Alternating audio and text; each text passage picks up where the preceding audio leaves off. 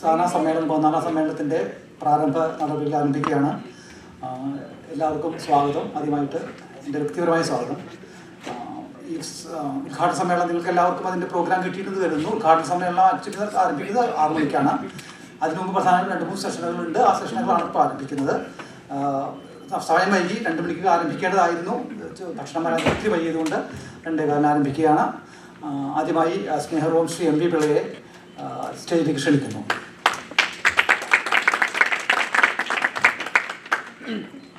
അടുത്തതായി നമ്മുടെ അതിഥി പൂനെയിൽ നിന്ന് ഇവിടെ എത്തിച്ചേർന്നിട്ടുള്ള സജി അബ്രഹാമിനെ ആദരപൂർവ്വം ക്ഷണിച്ചു കൊടുക്കുന്നു. ഇതിനെ പൊതുവായി 2 പേരെയും കുറിച്ച് അതുപോലെ നിങ്ങൾക്ക് സ്വാഗതം പറയുന്നതിന് വേണ്ടി ലാനയുടെ ജനറൽ സെക്രട്ടറി സാമുൽ യോഹന്നാനെ ക്ഷണിക്കുന്നു.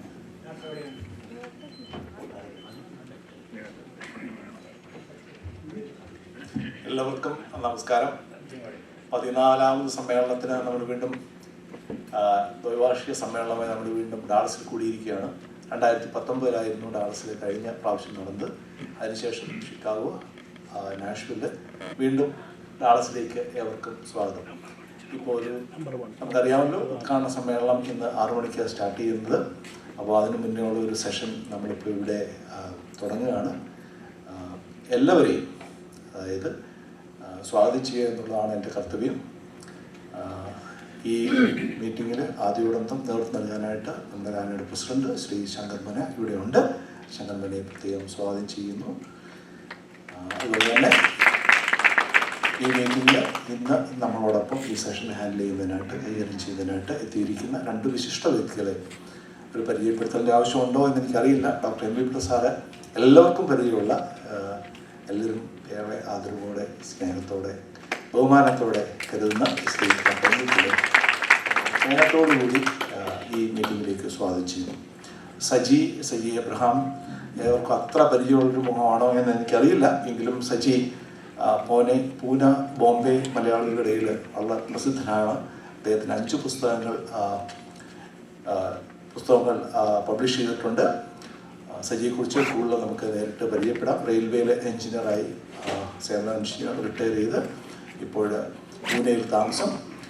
സജി നമ്മളോടൊപ്പം ആയിരിക്കുന്നത് അതിയായ സന്തോഷമുണ്ട്. സജിയെ വളരെ സ്നേഹത്തോടു കൂടി ഈ ഒരു സെഷനിലേക്ക് സ്വാഗതം ചെയ്യും. കടന്നു വന്ന എല്ലാവരെയും ഒറ്റ വാക്കിൽ സ്വാഗതം ചെയ്തുകൊണ്ട് ഞാൻ എൻ്റെ ഈ ലേഖു കർത്തവ്യത്തിൽ നിന്ന് വിരമിക്കുന്നു. നമുക്ക് നമ്മുടെ സെഷൻ ആരംഭിക്കാം. ചരിത്രം ഒരു പ്രഭാഷണമാണ്. നമ്മുടെ പ്രോഗ്രാം ഷീറ്റിൽ നമ്മൾ ആദ്യം പേര് വെച്ചിരിക്കുന്നത് ഡോക്ടർ MP പിള്ളയുടെ പേരാണ്. എങ്കിലും MP പിള്ള സാറിൻ്റെ ഒരു നിർദ്ദേശാനുസരണം ഞാൻ ചരിത്രകാരന്മാരെ വരൂ സാഹിത്യം വിളിക്കുന്നു എന്ന വിഷയത്തെക്കുറിച്ച് പ്രഭാഷണം നടത്തുന്നതിനായിട്ട് വളരെ ആദരവോടുകൂടി സജിയെ ഇപ്പോൾ ക്ഷണിക്കുന്നു. സജി.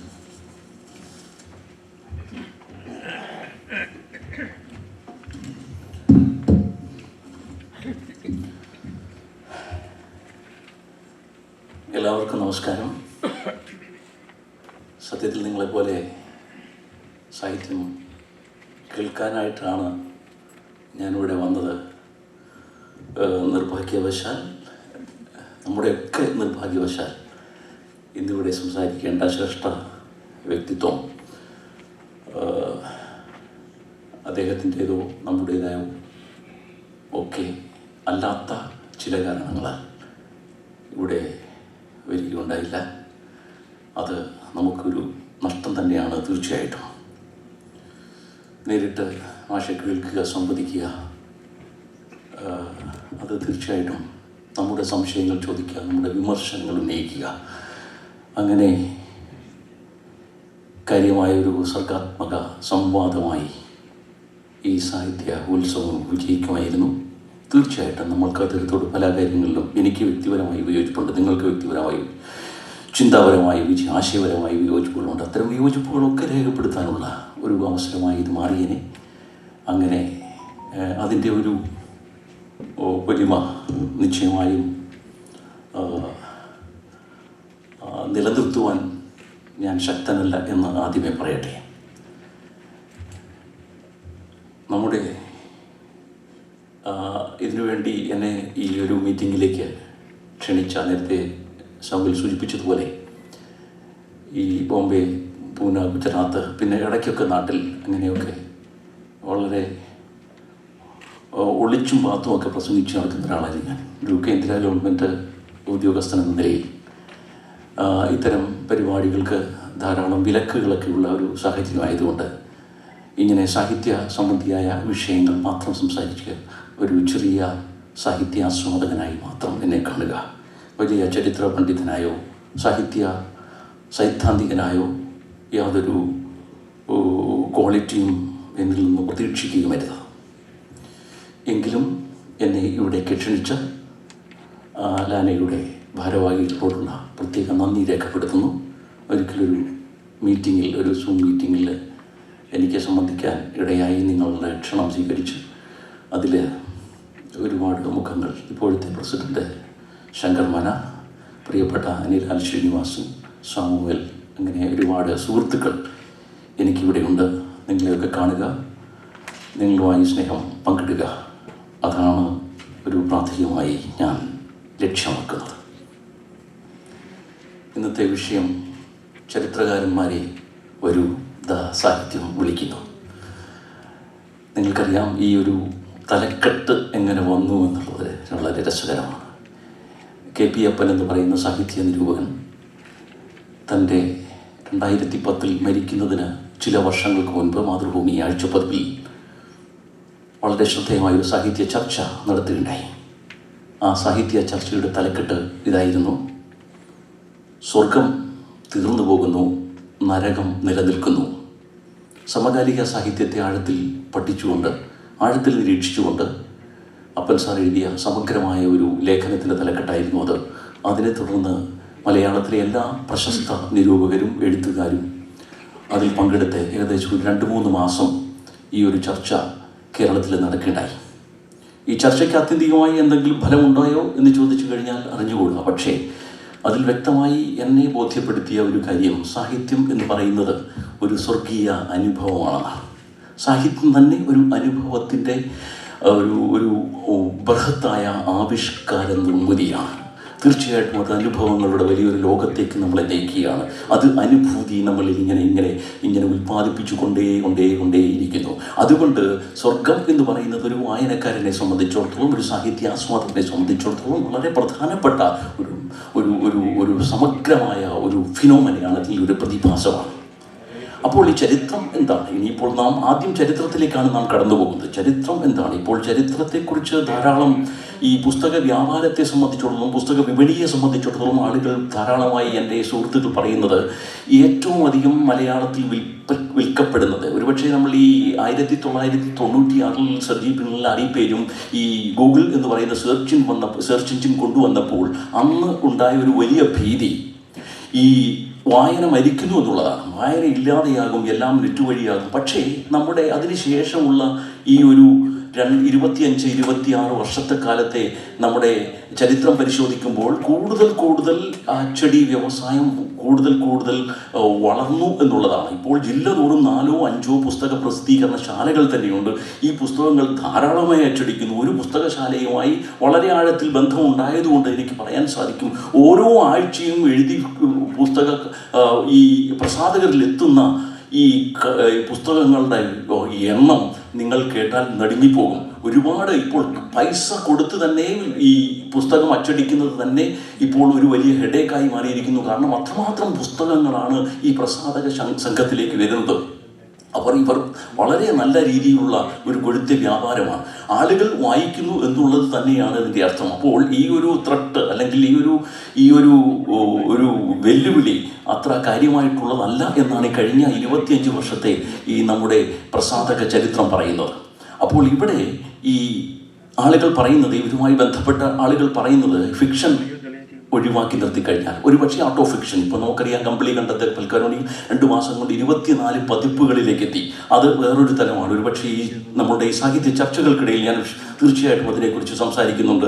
എന്താണ് ആർട്ട് ഓഫ് ഫിക്ഷൻ, എന്താണ് മെറ്റാഫിക്ഷൻ, അങ്ങനെയുള്ള ചില സാഹിത്യ രൂപങ്ങളെക്കുറിച്ച് എനിക്കറിയാവുന്ന ചില കാര്യങ്ങൾ നിങ്ങളുമായി ഞാൻ തീർച്ചയായിട്ടും സംവദിക്കുന്നുണ്ട്. പക്ഷേ ഇവിടെ ഈ ഫിക്ഷൻ, മെറ്റാഫിക്ഷൻ ഓർമ്മക്കുറിപ്പുകൾ നിങ്ങൾക്കറിയാം, കമ്പിളികണ്ഠം മാത്രമല്ല, വേശ്യയുടെ ആത്മകഥ അല്ലെങ്കിൽ കള്ളൻ്റെ ആത്മകഥ, ഇങ്ങനെയുള്ള ഒരുപാട് ആത്മകഥകൾ, ഇപ്പോൾ പേഴ്സണലൈസ് ആയിട്ടുള്ള ചില സംഭവങ്ങൾ, ഇങ്ങനെയുള്ള ഈ ആർട്ട് ഓഫ് ഫിക്ഷനുകൾ ഇത് കഴിഞ്ഞാൽ ഏറ്റവും അധികം വിൽക്കപ്പെടുന്നത് ചരിത്ര പുസ്തകങ്ങളാണ്. ഫിക്ഷൻ ഇപ്പോൾ കഥ പോലെ എഴുതുന്നു. ഇപ്പോൾ നാം നേരത്തെ ഒരുപക്ഷെ മനസ്സിലാക്കിയ ചരിത്രം, ശൂരനാട് കുഞ്ഞൻപിള്ളയുടെ ചരിത്രം, MCS നാരായണൻ്റെ ചരിത്രം, ഗംഗാധരൻ സാറിൻ്റെ ചരിത്രം, അല്ലെങ്കിൽ ഡോക്ടർ കേശവൻ വെളുത്താട്ടിൻ്റെ ചരിത്രം, അല്ലെങ്കിൽ നമ്മുടെ പ്രഭാത് പട്നായിക്കിൻ്റെ ചരിത്രം, അല്ലെങ്കിൽ ഇങ്ങനെയുള്ള ചരിത്രകാരന്മാർ എഴുതുന്ന ചരിത്രം അത് അക്കാദമിക് രീതിയായിരുന്നു.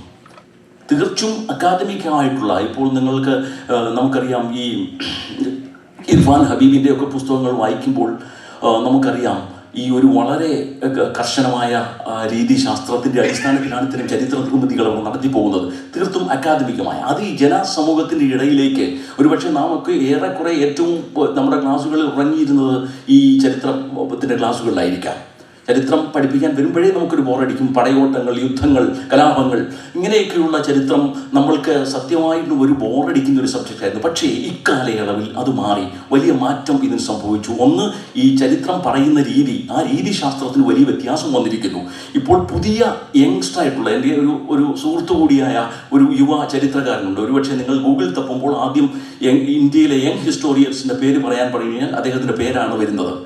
അദ്ദേഹം വളരെ ലളിതമായി ആഴത്തിൽ ഗവേഷണം ചെയ്യുന്നു എന്നുള്ളത് തീർച്ചയായിട്ടും സംശയാതീതമായ കാര്യമാണ്. പക്ഷേ അദ്ദേഹം എഴുതുന്ന ഒരു നരേറ്റീവ്, അതിൻ്റെ ഒരു നരേഷൻ, അല്ലെങ്കിൽ ഒരു എഴുത്ത് രീതി, അല്ലെങ്കിൽ ഒരു ആഖ്യാനം, ഇതൊക്കെ വളരെ ലളിതമായിരിക്കുന്നു, വളരെ സിംപ്ലിഫൈ ആയിരിക്കുന്നു. അപ്പോൾ ഇങ്ങനെ സിംപ്ലിഫൈ ആയതുകൊണ്ട് ആളുകൾക്ക് ചരിത്രത്തിലേക്ക് കൂടുതൽ ആകർഷണം വന്ന് സംഭവിക്കുന്നു.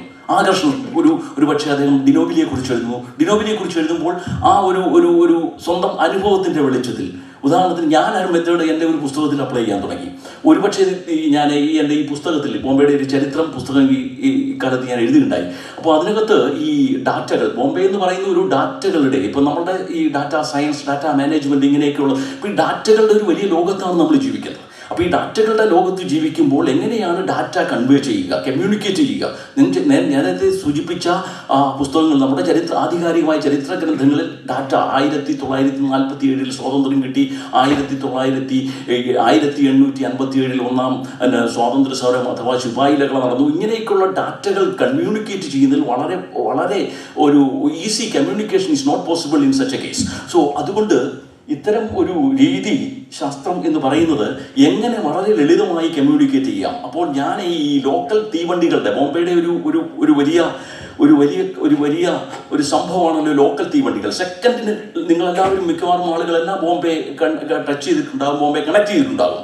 അവിടെ ഒരു പ്രശ്നം, ഈ ബോംബെയിലെ ലോക്കൽ തീവണ്ടികളുടെ ഒരു നെറ്റ്വർക്കാണ്. അപ്പോൾ ഈ നെറ്റ്വർക്ക് എന്ന് പറയുമ്പോൾ സെക്കൻഡുകൾക്കുള്ളിൽ ലോക്കൽ തീവണ്ടികൾ ഇങ്ങനെ പോയിക്കൊണ്ടേയിരിക്കും. അപ്പോൾ ഇതിൻ്റെ ചരിത്രം ആളുകൾക്ക് വളരെ രസകരമായി തോന്നാം. അപ്പോൾ എത്ര കിലോമീറ്ററുകൾ ഈ ലോക്കൽ തീവണ്ടിയുടെ പാതയിലുണ്ട്, എത്ര നിമിഷങ്ങളാണ് ഈ ലോക്കൽ തീവണ്ടി ഒരു സ്ഥലത്ത് നിർത്തുന്നത്, എന്നാണ് ഇത് ആരംഭിച്ചത്, എന്നാണ് AC ഈ ലോക്കലുകൾ ഉണ്ടായത്, എന്നാണ് ഈ ലോക്കലുകൾ 9 ഡബ്ബയിൽ നിന്ന് 6 ഡബ്ബയിൽ നിന്ന് 9-ലേക്കായത്, 9-ൽ നിന്ന് 12-ലേക്കായത്, ഇപ്പോൾ 16-ലേക്കാകുന്നു. ഇങ്ങനെ ഒരുപാട് ഡാറ്റ ഈ ലോക്കൽ ട്രെയിനുകളെ സംബന്ധിച്ചുണ്ട്. അപ്പോൾ എങ്ങനെയാണ് ഇതിൻ്റെ തിരക്കുകളൊന്ന് അനുഭവപ്പെടുത്തുക? അങ്ങനെയൊക്കെ വന്നപ്പോൾ എനിക്ക് ഒരു സംഭവ കഥ തന്നെ വിവരിക്കേണ്ടി വന്നു. ഒരാൾ എൻ്റെ നാട്ടിൽ നിന്ന് വരുന്നു, അദ്ദേഹം ഈ ലോക്കൽ തീവണ്ടിയിൽ യാത്ര ചെയ്യുന്നു, അങ്ങനെ ഒരു രാഷ്ട്രീയ നേതാവായിരുന്നു, അദ്ദേഹത്തിൻ്റെ മുണ്ടും ഒക്കെ പറഞ്ഞുപോയി. അങ്ങനെ ഒരു രീതിയിലേക്ക് ഞാൻ തുടക്കം എഴുതുമ്പോൾ അതിന് വ്യാപകമായൊരു സമ്മതി കിട്ടുകയുണ്ടായി. ഇപ്പോൾ തുടക്കം ഇങ്ങനെ വേണമെങ്കിൽ 1926 പശ്ചിമ റെയിൽവേയിൽ ലോക്കൽ ട്രെയിൻ ആരംഭിച്ചു എന്ന രീതിയിൽ എഴുതി തുടങ്ങുന്നതിനേക്കാൾ അതിൻ്റെ തിരക്ക് അനുഭവവേദ്യമാകുന്നത് ഇങ്ങനെ ഒരു മനുഷ്യൻ്റെ അനുഭവത്തിലൂടെ അതിലേക്ക് പ്രവേശിക്കുമ്പോൾ ഒരു ഈസി ആക്സസ് ഈ ചാപ്റ്ററിലേക്ക് കിട്ടുന്നു എന്നുള്ളതാണ്. നിങ്ങളൊരു പുസ്തകം എഴുതുമ്പോൾ ആ പുസ്തകത്തിൻ്റെ തുടക്കത്തിൽ നിങ്ങൾ എങ്ങനെയാണ് എഴുതുന്നത്, അത് എങ്ങനെ വായനക്കാരനെ അതിലേക്ക് ആകർഷിക്കുന്നു. അതുകൊണ്ടാണ് ഈ പലരും പറയുന്നത്, നിങ്ങളൊരു പുസ്തകം എഴുതുമ്പോൾ അതിൻ്റെ ആദ്യത്തെ വരികൾ അല്ലെങ്കിൽ ആദ്യത്തെ വാചകം വളരെ പ്രധാനപ്പെട്ടതായിരിക്കണം. അതൊരു ക്യാച്ചിങ്. ഇപ്പം നമ്മൾ ചൂണ്ടയിടുമ്പോൾ മത്സ്യത്തെ എങ്ങനെയാണ് കൊരുത്തിടുക, അങ്ങനെ ഒരു കൊരുക്കലാണ് ഈ ആദ്യത്തെ വാചകം. അപ്പോൾ നിങ്ങൾക്ക് ഈ 20-ാം നൂറ്റാണ്ടിലെ ഇംഗ്ലീഷ് സാഹിത്യം വായിക്കുമ്പോൾ, പ്രത്യേകിച്ചും ജാക്ക് ലണ്ടൻ്റെയൊക്കെ പുസ്തകങ്ങൾ വായിക്കുമ്പോൾ, നിങ്ങൾ ആ പുസ്തകത്തിൻ്റെ തുടക്കം, ആ ഒറ്റ വാചകം വായിക്കുമ്പോൾ നിങ്ങൾ ആ പുസ്തകം മടക്കി കളയാൻ പറ്റില്ല.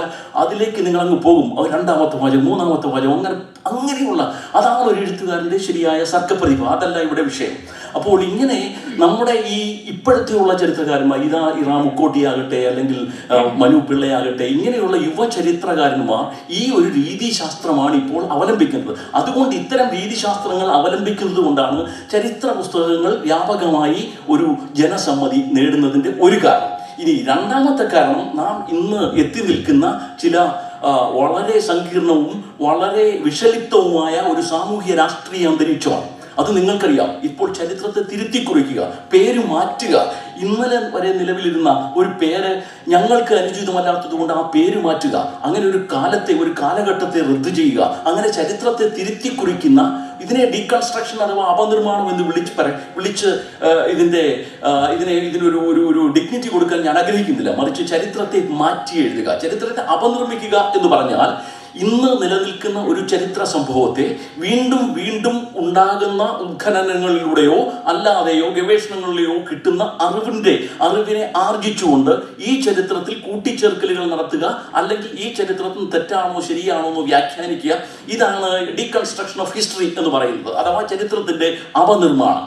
അതിനു പകരം ഇന്ന് ചരിത്രത്തെ മാറ്റി എഴുതുകയാണ്. ഇന്നലെ ഒരു ചെറിയ ഉദാഹരണം പറഞ്ഞു കഴിഞ്ഞാൽ, ഇന്നലെ നടന്ന കേരളത്തിൻ്റെ വിമോചന സമരത്തിൽ ഞാനെന്ന് പറയുന്ന, അല്ലെങ്കിൽ എൻ്റെ പ്രസ്ഥാനം എന്ന് പറയുന്ന, അല്ലെങ്കിൽ എൻ്റെ മത ഒരു പൗരോഹിത്യം എന്ന് പറയുന്ന ഒരു സംഭവം, അതിനകത്ത് ഒരു റോളും ഇല്ല.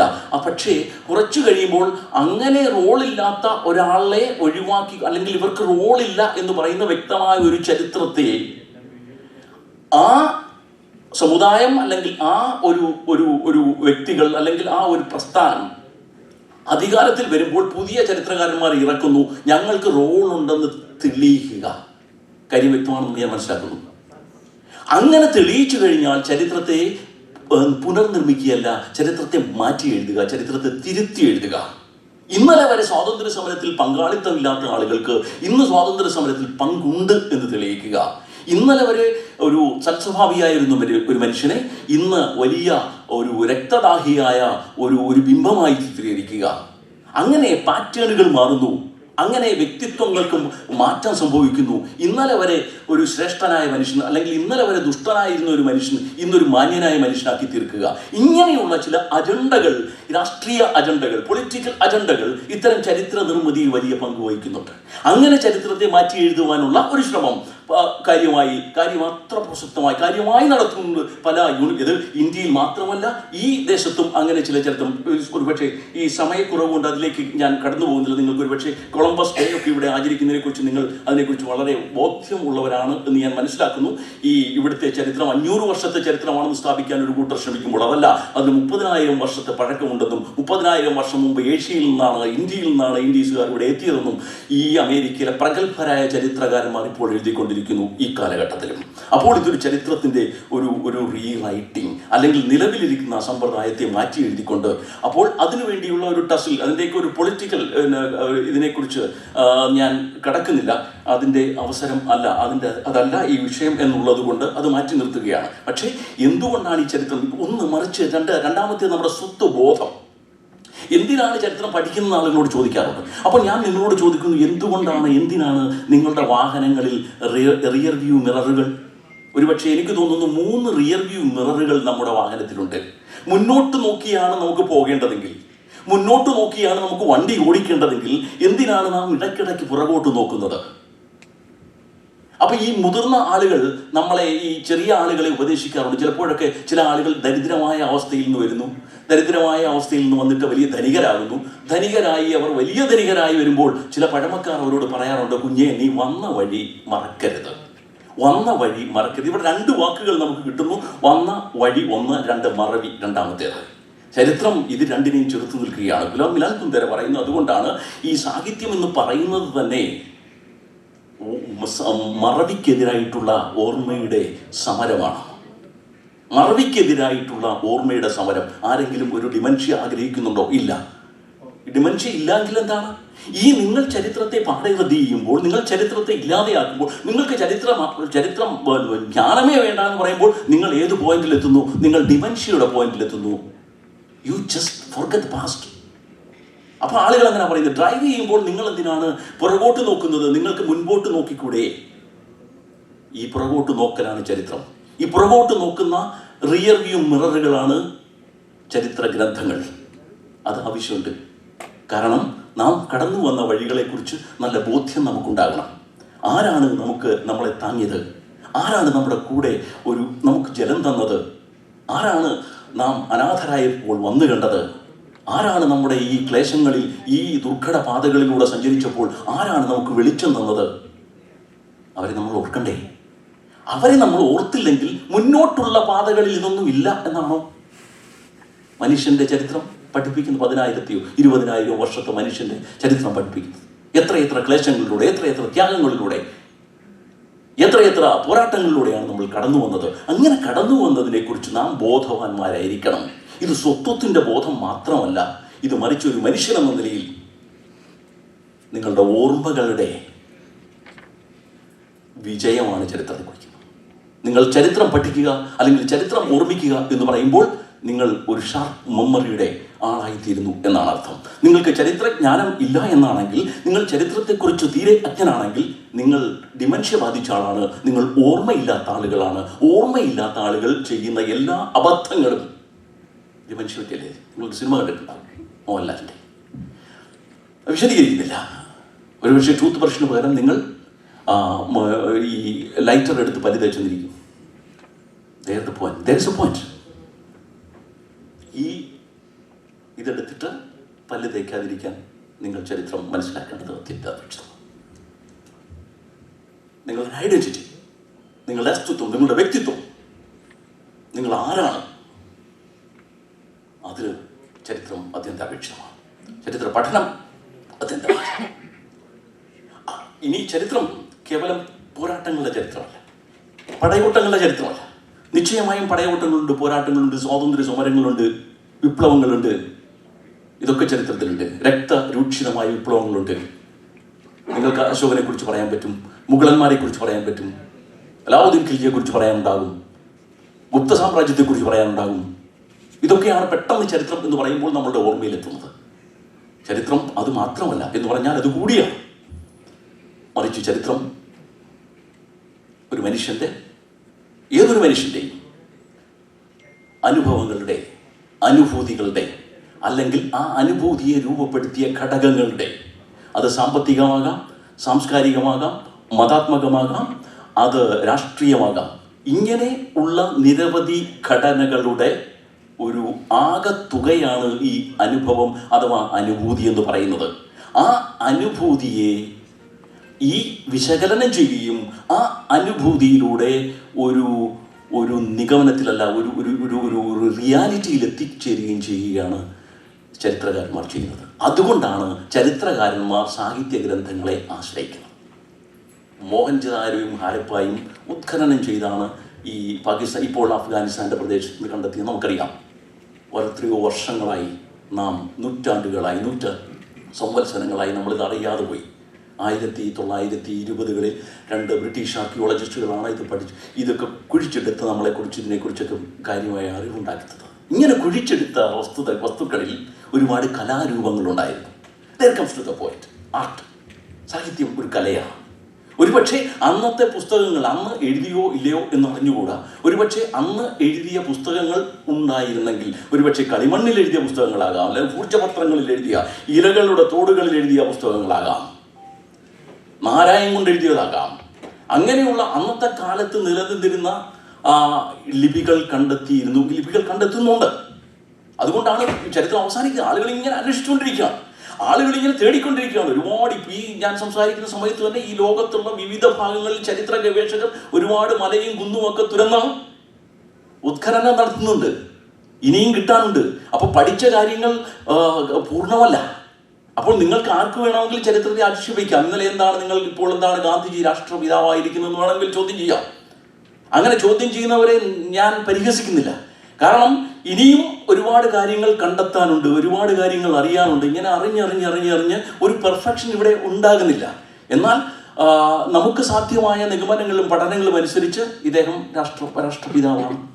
അപ്പോൾ ചില വ്യാഖ്യാനങ്ങൾ വരുന്നു, ചില ആളുകൾ വരുന്നു അദ്ദേഹം അല്ല രാഷ്ട്രപിതാവ്. അദ്ദേഹത്തെ എന്തിന് രാഷ്ട്രപിതാവായി? അദ്ദേഹം വിഭജിച്ച ആളല്ലേ, അദ്ദേഹം ഇങ്ങനെ ചെയ്ത ആളല്ലേ, അങ്ങനെ ചെയ്ത ആളല്ലേ?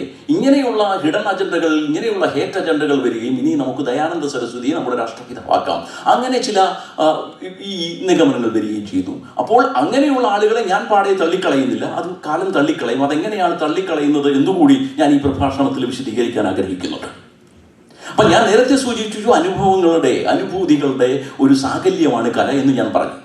അനുഭൂതികളുടെ സാകല്യമാണ് കലയെങ്കിൽ ഈ അനുഭൂതികളെ നിർമ്മിക്കുന്ന ഘടകങ്ങളുണ്ട്. ആ ഘടകങ്ങൾ നേരത്തെ സൂചിപ്പിച്ച പോലെ രാഷ്ട്രീയമാകാം, മതമാകാം, ആത്മീയമാകാം. മതവും ആത്മീയവും തമ്മിൽ ഉള്ള വ്യത്യാസമുണ്ട്. അത് ഞാൻ നാളത്തെ പ്രഭാഷണത്തിൽ അതിനെക്കുറിച്ച് വിശദീകരിക്കുന്നു. എന്താണ് ആധ്യാത്മികത, എന്താണ് മതം, ആധ്യാത്മികതയും മതവുമായി എന്തെങ്കിലും ബന്ധമുണ്ടോ എന്നൊരു സംശയം കൂടി ഞാൻ ഉന്നയിക്കുന്നുണ്ട്, നിശ്ചയമായി നിങ്ങളുടെ ചിന്തയ്ക്കായിട്ട്. അപ്പോൾ ഇങ്ങനെയുള്ള ഒരുപാട് ഘടനകളെ രൂപപ്പെടുത്തുന്ന ഈ പ്രക്രിയകളെ എങ്ങനെ ഇത് രൂപപ്പെട്ടു എന്ന് മനസ്സിലാക്കുകയും അങ്ങനെ മനസ്സിലാക്കുന്നതിലൂടെ ഒരു ചരിത്ര സൃഷ്ടി സാധ്യമാകുമെന്നും തെളിയിക്കുകയാണ്. അല്ലെങ്കിൽ അതിനു വേണ്ട ഒരു വലിയ അസറ്റാണ് സാഹിത്യം എന്ന് പറയുന്നത്. അപ്പോൾ ഇനി പഴയ കാലത്ത് എങ്ങനെയായിരുന്നു ചരിത്രം? നമുക്ക് പഴയ കാലത്ത് ഇളംകുളം കുഞ്ഞൻ പിള്ളയിലായിരുന്നു, നമുക്ക് MGS നാരായണനിലായിരുന്നു, നമുക്ക് EMS ഇല്ലായിരുന്നു. അക്കാലത്തും ചരിത്രം ഉണ്ടായിരുന്നല്ലോ. എങ്ങനെയായിരുന്നു ചരിത്രം? ഇന്ന് ഉള്ള കുറേ യൂണിവേഴ്സിറ്റിയുടെ ചരിത്രമൊക്കെ ഹ്രസ്വകാലം 100-200 വർഷത്തിനധികം യൂണിവേഴ്സിറ്റികൾക്ക് ചരിത്രമില്ല, ചരിത്ര ഗവേഷണങ്ങൾക്ക് അധികം ആയുസില്ല. നമ്മളൊക്കെ എത്രയോ വർഷങ്ങളായി മനുഷ്യനിവിടെ പാർത്തിരുന്നു. പക്ഷേ അതിനു മുമ്പ് തന്നെ വലിയ ഇതിഹാസങ്ങൾ നമ്മുടെ ഭൂമിയിലുണ്ടായിരുന്നു.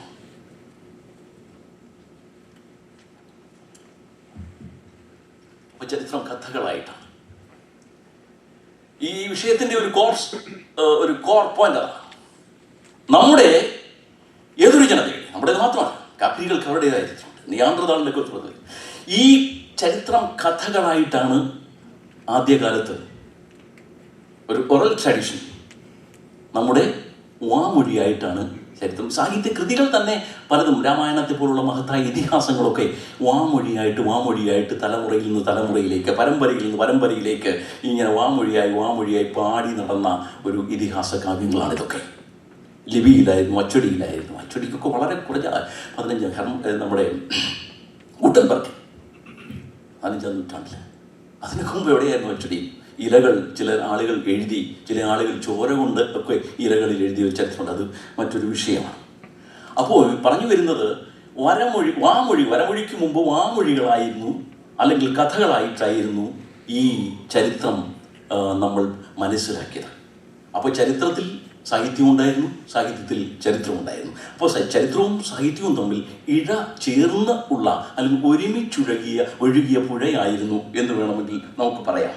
ഈ വേദകാലത്ത് നരശംസികളും ഗാഥകളും ആഖ്യാനങ്ങളും പഴങ്കഥാരൂപത്തിലുള്ളതായിരുന്നു. അതൊരു ഭൂതകാല സ്മരണയായിരുന്നു. ഓർക്കുക, ഞാൻ ആദ്യം പറഞ്ഞത് ഓർമ്മകൾ ഉണ്ടായിരിക്കണം.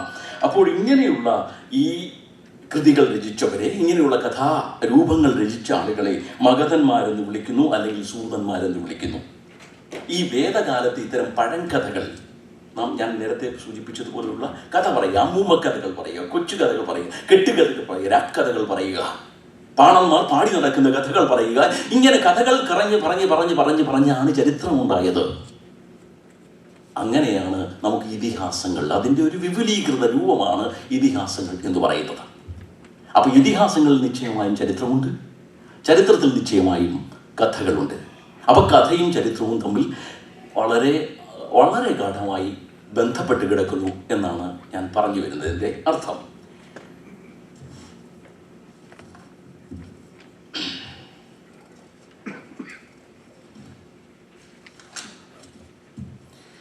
ഇനി നമുക്ക് ഈ പുതിയ കാലഘട്ടത്തിലേക്ക് വരിക. നാം ജീവിക്കുന്ന കാലഘട്ടത്തിൽ നിങ്ങൾ ഒരുപാട് ഇതിനെക്കുറിച്ചൊരു വ്യാഖ്യാനം പുറകെ വരുന്നു. ഈ സാഹിത്യം എന്താണ്? നിങ്ങൾക്ക് അതിനെക്കുറിച്ചെല്ലാം ഇവിടെ മിക്കവാറും എല്ലാവരും എഴുത്തുകാരായതുകൊണ്ട് നിങ്ങൾക്കൊരു ധാരണ ഇതിനെക്കുറിച്ചുണ്ടല്ലോ. സാഹിത്യത്തിൽ പലരും പറയാറുണ്ട്, ഇപ്പോൾ ചില സ്വകാര്യ സമാജങ്ങൾ പറയുന്നത് സാഹിത്യത്തിൻ്റെ വിഷയങ്ങൾ വളരെ പരിമിതമാണ് അല്ലേ. ഒരുപക്ഷെ ഇവരിൽ ഉണ്ടാകുന്ന സംഭവങ്ങളൊക്കെ ഉള്ളൂ സാഹിത്യത്തിൽ. ആദ്യം പ്രണയം അഥവാ പ്രേമം ഒരു വിഷയമല്ലോ, എത്ര ആളുകൾ എഴുതി. ഒരുപാട് ആളുകൾ പ്രണയത്തെക്കുറിച്ച് എഴുതി. 95 വയസ്സുള്ള ടി പത്മനാഭൻ മരയെന്ന ഒരു കഥ അടുത്ത കാലത്ത് പ്രണയം ഷേക്സ്പിയർ എഴുതി. അഭിജ്ഞാനശാകുന്തളം പ്രണയം ഒരു സബ്ജക്റ്റാണ്. പ്രണയത്തെക്കുറിച്ച് എത്ര ഇതിഹാസങ്ങൾ നമ്മുടെ ലോകത്തുണ്ട്. അതൊരു അനുഭവമാണ്, ഒരു അനുഭൂതിയാണ്.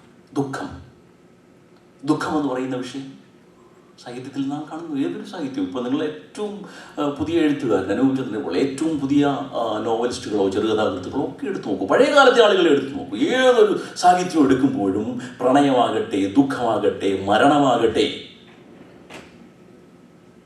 വിടവാങ്ങലുകളാകട്ടെ, സ്വീകരണങ്ങളാകട്ടെ, ഇത്തരം മനുഷ്യാനുഭവങ്ങളുടെ ഒരു വലിയ കടലാണ്. പുതിയ ഭാഷയിൽ, പുതിയ ആഖ്യാന രീതിയിൽ, പുതിയ സാമൂഹ്യ രാഷ്ട്രീയ സന്ദർഭങ്ങൾക്ക് അനുസൃതമായുള്ള ആഖ്യാന ഘടനയ്ക്കനുസൃതമായി ഇത് മാറിക്കൊണ്ടേയിരിക്കുന്നു. അതുകൊണ്ട് ചങ്ങമ്പുഴ എഴുതിയ ഒരു കാലത്തെക്കാൾ ബഷീർ എഴുതിയ ഒരു കാലം വരുന്നത്, ബഷീർ ഒരുപക്ഷെ സാറാമ്മയുടെയും കേശവൻ നായരുടെയും പ്രണയത്തെക്കുറിച്ച് എഴുതിയതുപോലെയല്ല ഈ പുതിയ തലമുറയിൽ ഒരുപക്ഷെ പുതിയ ചെറുകഥാകൃത്തുക്കൾ പ്രണയത്തെക്കുറിച്ച് എഴുതുന്നു. പക്ഷേ പ്രണയമായി നിൽക്കുന്നു.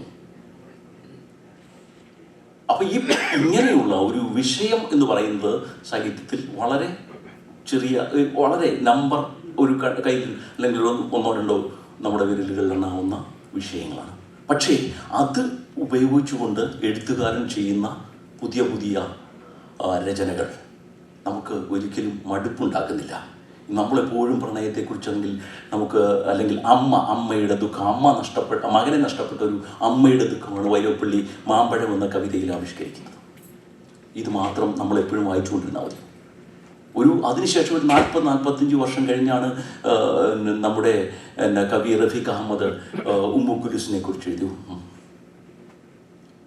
രാത്രി മഴയിലെ ഉമ്മുക്കുലുസ് മരിച്ചെന്ന രാത്രിയിൽ എന്ന് പറയുന്ന കഥ. സെയിം പ്ലോട്ട് സെയിം തന്നെയാണ്. കുട്ടിയെ നഷ്ടപ്പെടുന്ന അമ്മയുടെ ഹൃദയ വിലാപം. നോക്കൂ, ആ കവിതയും ഈ കവിതയും തമ്മിലുള്ള വ്യത്യാസം ഇത് തന്നെയാണ് സാഹിത്യത്തിൽ. അപ്പോൾ എങ്ങനെയാണ് ഈ സാഹിത്യത്തിൽ ചരിത്രം റിഫ്ലക്റ്റ് ചെയ്യുന്നത്? ചരിത്രം എന്ന് പറയുന്നത്, സാഹിത്യം എന്ന് പറയുന്നത് ഇത്തരം സംഭവങ്ങളെ ഉൾക്കൊള്ളുകയാണ്. മനുഷ്യജീവിതം എന്ന് പറയുമ്പോൾ മനുഷ്യജീവിതം അത്ര കേവലമാണെന്നല്ല ഞാൻ പറയുന്നത്. മറിച്ച് മനുഷ്യജീവിതം ഇതര ചരാചര ജീവിതങ്ങളുമായി ആഴത്തിൽ ബന്ധപ്പെട്ടിരിക്കുന്നു. അങ്ങനെ വരുമ്പോൾ ഇതര ചരാചര ജീവിതങ്ങളുടെ, അതുകൊണ്ടാണ് മരങ്ങളെക്കുറിച്ച് എഴുതുമ്പോൾ മരക്കവി എന്നൊക്കെ നമ്മൾ വിളിച്ച് ആക്ഷേപിക്കുമ്പോൾ നമ്മുടെ അജ്ഞാനത്തെയാണ് കാണിക്കുന്നതെങ്കിലും മരങ്ങൾ വളരെ വലിയ ഒരു ജീവിതമുണ്ട്.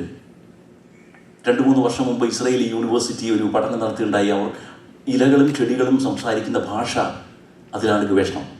അപ്പോഴവർ പറയുന്നു, ഇലകളുടെ ഭാഷ, ആർട്ടിഫിഷ്യൽ ഇൻ്റലിജൻസിൻ്റെ കാലത്താണ് നാം ജീവിക്കുന്നത്. ആർട്ടിഫിഷ്യൽ ഇൻ്റലിജൻസിന് എന്തെല്ലാം നമ്മളൊരു പക്ഷേ നമ്മുടെ ചെറുപ്പകാലത്ത് ഇങ്ങനെ ഒരു മൊബൈൽ ഫോൺ ഉണ്ടാകുമെന്നോ, നമ്മളിങ്ങനെ വാട്സപ്പ് കോൾ ചെയ്യുമെന്നോ, അല്ലെങ്കിൽ ഇങ്ങനെ ഈ ആർട്ടിഫിഷ്യൽ ഇൻ്റലിജൻസ് എന്ന് പറയുന്ന ഒരു സംവിധാനം ഇങ്ങനെ വന്നു, ഇങ്ങനെയുള്ളൊരു കുന്ത്രാണ്ടം വന്ന് നമ്മുടെ ജീവിതത്തെ ആകെ അലങ്കോലമാക്കുമെന്നോ അല്ലെങ്കിൽ ഇളക്കി മറിക്കുമെന്നോ നമ്മൾ ഒരു കാലത്തും പ്രതീക്ഷിച്ചിരുന്നില്ല, ചില സയൻസ് ഫിക്ഷൻ നോവലിസ്റ്റുകൾ ഒഴിച്ച്. അപ്പോൾ നോക്കൂ, നമ്മൾക്ക് കാണുവാൻ സാധിക്കാത്ത, നമുക്ക് ഭാവനയിൽ പോലും എത്തുവാൻ സാധിക്കാത്ത ഒരുപാട് മാറ്റങ്ങൾ വരുന്നു. അപ്പോൾ ഇനി എന്തുകൊണ്ട് നമുക്ക് ഇലകളുടെ ഭാഷ നമുക്ക് മനസ്സിലാകുന്നില്ല എന്ന് പറയാൻ പറ്റുമോ? വരരുചിക്ക്, പറയപ്പെട്ട ബന്ധുരുകുലത്തിലെ വരരുചിക്ക് കിളികളുടെ ഭാഷ അറിയാമായിരുന്നു. നാളെ നമുക്ക് കിളികളുടെ ഭാഷ മനസ്സിലാകും. അപ്പോൾ നമുക്ക് മനസ്സിലാകും, എന്തു മനസ്സിലാകും? നമ്മളെക്കാൾ ബുദ്ധിയുള്ളവരാണ് കിളികളെന്നൊരു പക്ഷേ മനസ്സിലായിക്കൂടായില്ല. അങ്ങനെ വരുമ്പോൾ മനുഷ്യനെന്ന നിലയിൽ ഞാനാണ് ഏറ്റവും ബുദ്ധിമാൻ എന്നുള്ള അഹങ്കാരം നമ്മളിൽ നിന്ന് പാടയില്ലാതെയാകും. ഈ ആർട്ടിഫിഷ്യൽ ഇൻ്റലിജൻസിനേക്കാൾ വലിയ നെറ്റ്വർക്ക് ഇവർക്കുണ്ടോ ഇല്ലയോ ഈ ദേശാടന പക്ഷികൾക്ക്? ഒരുപക്ഷെ നമുക്ക് പറഞ്ഞു തരുമായിരിക്കാം. ഇലോൺ മസ്കിൻ്റെ സ്വാധീനം ഉപയോഗിച്ച് നമുക്ക് മാർസിൽ പോയി അല്ലെങ്കിൽ ചൊവ്വയിൽ പോയി അവിടെ ജലമുണ്ടോ ഇല്ലയോ എന്ന്, മനുഷ്യരുണ്ടോ ഇല്ലയോ എന്ന് അറിയുന്നതിന് പകരം ഒരുപക്ഷെ അവിടുന്ന് വിരുന്നു വരുന്ന ഒരു പക്ഷിയോ ഒരു മൃഗമോ ഒരുപക്ഷെ അത് നമുക്ക് പറഞ്ഞു തന്നുകൂടുന്നില്ല. ആ ഭാഷയെ നമുക്ക് ആർട്ടിഫിഷ്യൽ ഇൻ്റലിജൻസ് പരിഭാഷപ്പെടുത്തി തന്നുകൂടാ എന്നുമില്ല. അപ്പോൾ നോക്കൂ, നമ്മുടെ ജീവിതം, നമ്മുടെ അനുഭവം ഇതര ചരാചരങ്ങളുടെ അനുഭവ ലോകവുമായി ഗാഠമായി ബന്ധപ്പെട്ടിരിക്കുന്നു. അതുകൊണ്ട് നിങ്ങൾ മനുഷ്യന്റെ പ്രണയത്തെക്കുറിച്ച് പറയുമ്പോൾ അവിടെ പ്രാവ് വരുന്നു, അല്ലെങ്കിൽ നിങ്ങൾ പരിശുദ്ധാത്മാവിനെ കുറിച്ചോ ദൈവത്തെക്കുറിച്ച് പറയുമ്പോൾ അവിടെ ഒരു പക്ഷി വരുന്നു. ഞാനൊരു വൈദികനോട് ഒരിക്കൽ ചോദിച്ചു, ദൈവം പക്ഷിയായി മാറുന്ന ചില സന്ദർഭങ്ങൾ അറിയാമോ എന്ന് ചോദിച്ചു. അദ്ദേഹത്തിന് അറിയില്ല.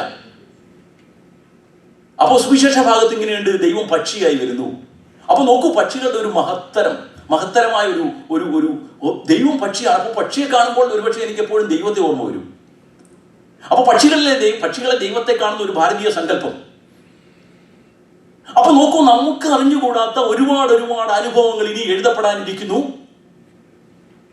പറഞ്ഞു വരുന്നത്, നമ്മളുടെ അനുഭവം, ഒരു എഴുത്തുകാരൻ ഒരു ചിത്രകാരൻ ചിത്രം വരയ്ക്കുമ്പോൾ, ഒരു കലാകാരൻ ഇൻസ്റ്റലേഷൻ ചെയ്യുമ്പോൾ, ഒരാൾ ചെറുകഥയോ കവിതയോ എഴുതുമ്പോൾ അയാൾ ജീവിക്കുന്ന സാഹചര്യങ്ങൾ, ആ സാഹചര്യങ്ങൾ അയാളുടെ സൃഷ്ടിയിൽ പ്രതിഫലിക്കപ്പെടും എന്നുള്ളത് തന്നെയാണ്. അതിന് ചില ഉദാഹരണങ്ങൾ ഞാൻ നിങ്ങളോട് പങ്കുവയ്ക്കാൻ ആഗ്രഹിക്കുന്നു. ഈ ചരിത്രത്തിലെ വലിയ സംഭവങ്ങൾ, ചരിത്രത്തിലെ വലിയ ദുരന്തങ്ങൾ, ഇപ്പൊ കൊറോണ കാലത്ത് തന്നെ ഒരുപാട് കൊറോണ കഥകൾ നമ്മൾ വായിക്കുണ്ടായി. അപ്പോ ഈ വിശ്വസാഹിത്യത്തിൽ തന്നെ, നമ്മുടെ സാഹിത്യത്തിൽ നിന്ന് ധാരാളമുണ്ട്, വിശ്വസാഹിത്യത്തിൽ തന്നെ ചില പ്രധാന ഹോളോകാസ്റ്റിന്റെ ഈ പുകച്ചുരുളുകളിൽ നിന്നാണ്, ഹോളോകാസ്റ്റ് നിങ്ങൾക്കറിയാം, ഹിറ്റ്ലറിന്റെ ഹോളോകാസ്റ്റുകളുടെ പുകച്ചുരുളുകളിൽ നിന്നാണ് പ്രിമോ ലെവിയും എലി വീസലും പിറവിയെടുക്കുന്നത്. അടിമത്തത്തിന്റെയും വർണ്ണവെറിയുടെയും ചരിത്ര സ്മരണകളിൽ നിന്നാണ് ലാങ്സ്റ്റൺ ഹ്യൂസും അമീരി ബെറേക്കയും ഊർജം കൈക്കൊണ്ടത്. ചോരയുറയുന്ന ഇസ്രയേലി ക്രൂരതകളിൽ നിന്നാണ് മഹ്മൂദ് ദർവിഷ് ഉരുകൊള്ളുന്നത്. സെപ്റ്റംബർ 11 പ്രശ്നവൽക്കരിക്കുന്ന ഞാനിത് അമേരിക്ക ആയതുകൊണ്ടാണ് ഈ ഉദാഹരണം പറയുന്നത്. സെപ്റ്റംബർ 11 വലിയ ആക്രമണം നിങ്ങൾക്കറിയാം, നിങ്ങളുടെ ഓർമ്മയിലുണ്ട്. അത് സാഹിത്യത്തിലെ ഈ 2010 2020 വലിയ ഗംഭീരമായ ചില സാഹിത്യ കൃതികൾക്ക് നിമിത്തമായിട്ടുണ്ട്, അല്ലെങ്കിൽ ആ ഒരു സംഭവം ഇതിനെ പ്രേരിപ്പിച്ചിട്ടുണ്ട്.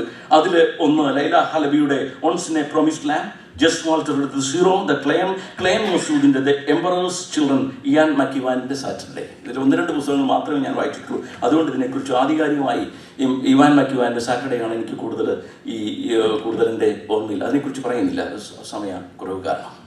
നോക്കൂ, ചരിത്ര സംഭവങ്ങൾ എങ്ങനെയാണ്, ഹോളോകാസ്റ്റ് എങ്ങനെയാണ്, വിയറ്റ്നാം യുദ്ധം എങ്ങനെയാണ്, അല്ലെങ്കിൽ പസഫിക് ഓഷനിലെ യുദ്ധങ്ങൾ എങ്ങനെയാണ്, അല്ലെങ്കിൽ പനാമയിൽ അമേരിക്ക നടത്തിയ യുദ്ധം എങ്ങനെയാണ്, ഇങ്ങനെയൊക്കെയുള്ള ഒരുപാട് യുദ്ധങ്ങളും ഒരുപാട് കലാപങ്ങളും ഒരുപാട് കലാമിറ്റീസും ചരിത്രത്തിലെ ഏറ്റവും മികച്ച സാഹിത്യ സൃഷ്ടികൾക്ക് വിഷയമായിട്ടുണ്ട് എന്ന് പറയുമ്പോൾ ചരിത്രത്തിൽ നിന്ന് സാഹിത്യം ഊർജം ഉൾക്കൊള്ളുന്നു എന്ന് തന്നെയാണ്. അതുകൊണ്ട് ചരിത്രത്തിൽ നിന്ന് സാഹിത്യം ഊർജം ഉൾക്കൊള്ളുന്നത് കൊണ്ട് തന്നെ ഏതൊരു ചരിത്രകാരനും സാഹിത്യകൃതികളെ അവഗണിക്കുക സാധ്യമല്ല. അതാണ് പറഞ്ഞു വരുന്നതിൻ്റെ ഒരു പ്രധാന പോയിന്റ് എന്നുള്ളത്. അപ്പം ഈ മനുഷ്യ നിർമ്മിതമായ അല്ലെങ്കിൽ മനുഷ്യനെ നിർമ്മിക്കുന്നതുമായ ഈ ചരാചരങ്ങളും ഇതെല്ലാം ഉൾക്കൊള്ളുന്ന ഈ ഒരു ഭൗമപ്രപഞ്ചം, ഈ ഭൗമപ്രപഞ്ചത്തിലെ ഏതൊരു പ്രവർത്തനവും ഏതൊരു പ്രക്രിയയും സാഹിത്യത്തിന് വിഷയമാകുന്നത് കൊണ്ട് തന്നെ ഈ സാഹിത്യത്തിന് ഒന്നും അന്യമല്ല. ഏത് വിഷയവും സാഹിത്യത്തിന് അന്യമല്ല. സാഹിത്യകാരൻ ഏത് വിഷയത്തിലേക്കും തേടിപ്പോകും. അതുകൊണ്ട് 2000-3000 വർഷങ്ങൾക്ക് മുമ്പ് റൈറ്റ് സഹോദരന്മാർ ഈ 1 നൂറ്റാണ്ട് മുമ്പ് ഈ വിമാനങ്ങൾ കണ്ടുപിടിച്ചിരുന്നുവെങ്കിൽ നമ്മുടെ വാത്മീകിയുടെ രാമായണത്തിൽ അതിനു മുമ്പേ ചരിത്രകാരന്മാർ ഇത് ഭാവന കണ്ടിരുന്നു. മനുഷ്യ ഭാവനയുടെ അനന്തമായ സാധ്യതകൾ, മനുഷ്യ ഭാവനയുടെ അനന്തമായ സൗന്ദര്യങ്ങൾ, അല്ലെങ്കിൽ മനുഷ്യ മനസ്സ് തേടുന്ന സൗന്ദര്യത്തിൻ്റെ പൂർണ്ണതകൾ, ഈ പൂർണ്ണതകളാണ് സാഹിത്യത്തിന് നൽകുന്ന വലിയ ഗതികോർജം. അതുകൊണ്ട് ഇത്തരം ഗതികോർജങ്ങൾ, അതാണ് സാഹിത്യത്തിന്റെ ശക്തി, അതാണ് സാഹിത്യത്തിന്റെ സൗന്ദര്യം. അതില്ലാതെ മനുഷ്യരാശിക്ക് നിലനിൽപ്പ് സാധ്യമല്ല. അതൊരുപക്ഷെ ചരിത്രമില്ലെങ്കിൽ നമുക്ക് ജീവിക്കാം, പക്ഷേ സാഹിത്യം ഇല്ലെങ്കിൽ ജീവിതം ദുസ്സഹമാണ്, അസാധ്യമാണ്. അതുകൊണ്ട് പ്രപഞ്ചം ഉണ്ടായ കാലം മുതൽ അയാളുടെ വേട്ടയാടലിൽ തുടങ്ങുന്ന ഒരു പ്രീ ഹിസ്റ്റോറിക് ഏജ് മുതൽ ഒരുപക്ഷെ സൂക്ഷ്മമായി പരിശോധിക്കുമ്പോൾ അയാളിൽ ഈ സൗന്ദര്യ ബോധം ഉണ്ടാകുന്നു. അതുകൊണ്ട് അയാളിൽ കലയുണ്ട്. മനുഷ്യന്റെ പിറവിയോടൊപ്പം തന്നെ ആ മനുഷ്യനിൽ സൗന്ദര്യബോധമുണ്ട്. അയാൾക്ക് ആ സൗന്ദര്യബോധത്തിന്റെ വലിയ ഒരു ത്രസ്റ്റിൽ അയാൾ എഴുത്തുകാരനാകുന്നു, കലാകാരനാകുന്നു, ചിത്രകാരനാകുന്നു. അതുകൊണ്ടാണ് ടാഗോർ പറഞ്ഞത്, കല നമ്മെ അമരന്മാരുടെ സന്തതികളാക്കുന്നു. Artist is the child of എറ്റർണിറ്റി.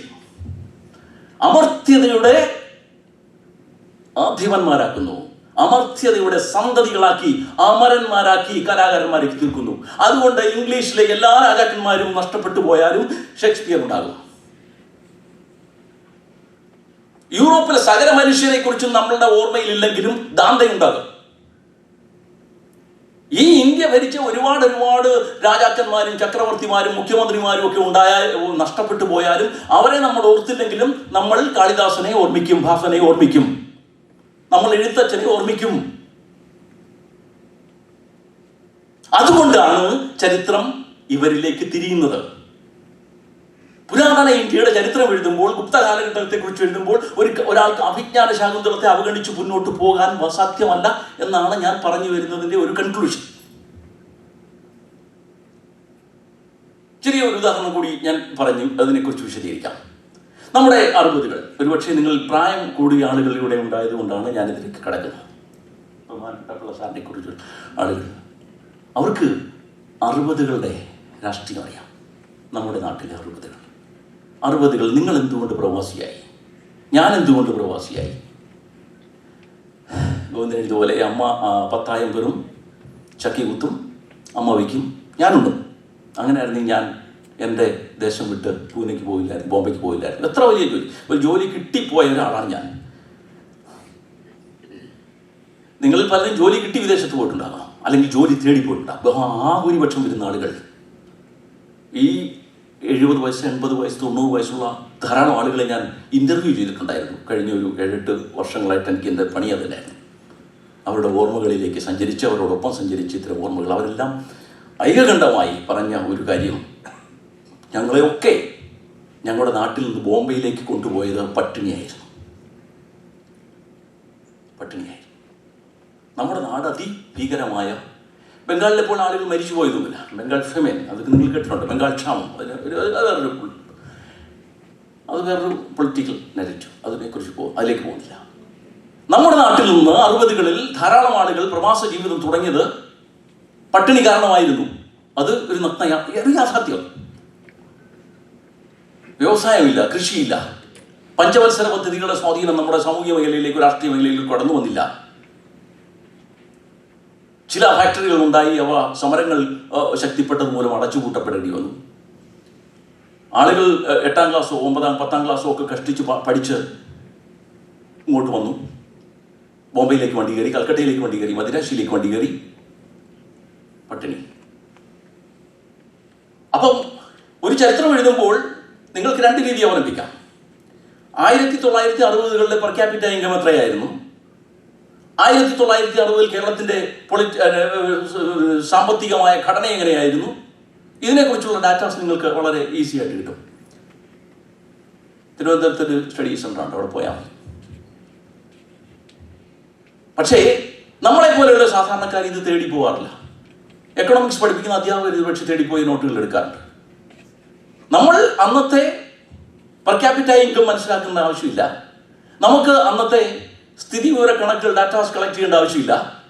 അന്നത്തെ ആളോഹരി വരുമാനം എത്രയാണെന്ന് നമുക്കറിയേണ്ട ആവശ്യമില്ല. പക്ഷേ നമ്മുടെ മുമ്പിൽ തെളിഞ്ഞു നിൽക്കുന്ന ചില യാഥാർത്ഥ്യമുണ്ട്. പട്ടിണി നമ്മൾ അനുഭവിച്ചിരുന്നു, നിലനിന്നിരുന്നു.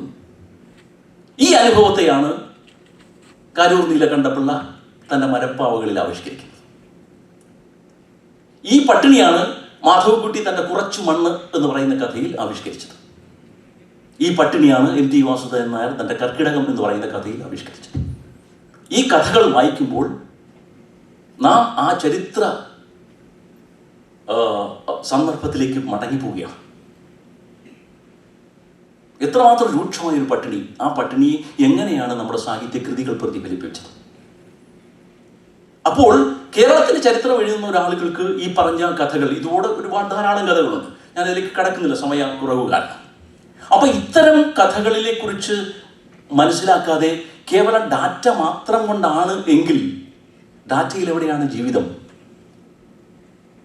പക്ഷേ കുറച്ചു മണ്ണെന്ന് പറയുന്ന കഥ വായിക്കുമ്പോൾ ഒരു വൃദ്ധൻ വിശന്ന് പൊരിഞ്ഞിട്ട് തൻ്റെ മരമുകളുടെ ശാഠ്യങ്ങളൊന്നും വകവയ്ക്കാതെ, ശാസനകളൊന്നും വകവയ്ക്കാതെ, ആരും കാണാതെ കണ്ണടച്ച് തൻ്റെ പറമ്പിൻ്റെ ഒരു ചുവട്ടിൽ പോയിട്ട്, പറമ്പിൻ്റെ അടുത്ത് പോയിട്ട് മണ്ണ്, കപ്പയ്ക്ക് മൂടിയിട്ടിരിക്കുന്ന മണ്ണ് വാരി തിന്നുകയാണ്.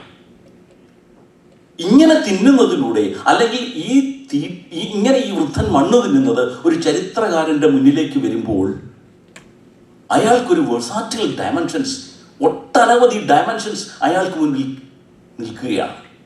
ഈ ഡയമെൻഷൻസ് ഇത് ലിങ്ക് പോലെയാണ്. നമുക്കറിയാമല്ലോ, നമ്മൾ ഈ ഗൂഗിളിലൊക്കെ സെർച്ച് ചെയ്യുമ്പോൾ ഒരു ലിങ്ക് കിട്ടും, അതിൻ്റെ താഴേക്കും ഇങ്ങനെ പടർന്ന് ലിങ്കുകൾ, ഇങ്ങനെ വലകൾ, ചിലന്തി വലകൾ പോലെ ഇങ്ങനെയുള്ള ലിങ്കുകൾ.